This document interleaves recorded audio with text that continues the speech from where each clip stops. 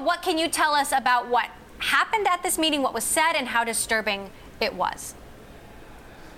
Well, it was a very useful meeting in terms of the information that was provided to us.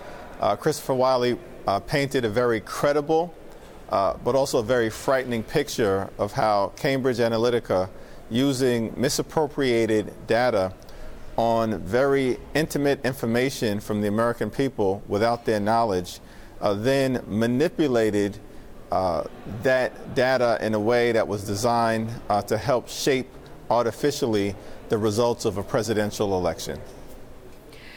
Knowing what you know now, is there anything that you wish Congress had asked Mark Zuckerberg during those hearings? Because, many people felt that lawmakers simply weren't prepared to ask the right questions.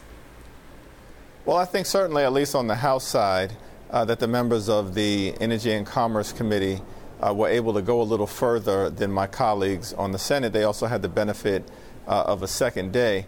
But I think we still need to unpack the precise nature of when Facebook became aware that there had been a misappropriation of their data and why they didn't go further than asking for a certification from Cambridge Analytica that proved obviously to be false. Certainly, as the CEO of Facebook has acknowledged, there is much more that the company could have done at that moment in time to prevent the data from being manipulated in the way that it was leading up to the presidential election.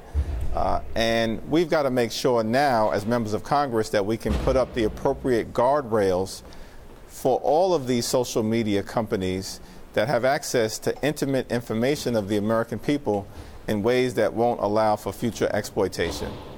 Would you like to see more legislation, and if so, what kind?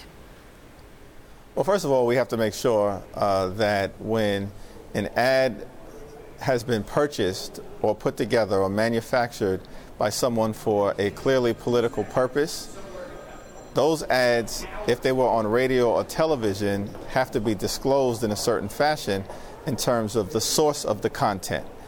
We clearly have to make sure moving forward that when ads are put forward before the American people or information is put forward, if it derives from a political source, from a campaign, or from a political action committee that is endeavoring to manipulate the outcome of an election, that the American people should at least have that information made available to them in the social media context, just like it will be available to them on TV or on radio. That's an important first step. So what would the second step be? Well, again, I think we've got to make sure that there are rules that limit and or prohibit the ability for foreign actors to utilize these social media platforms to manipulate the American electorate in ways that were undertaken by the Russians in the context of the 2016 presidential campaign. Clearly, I think in hindsight, there were many red flags that individuals should have noticed as it relates to the efforts by Russian spies and or their affiliated entities that were trying to manipulate our election that went unnoticed.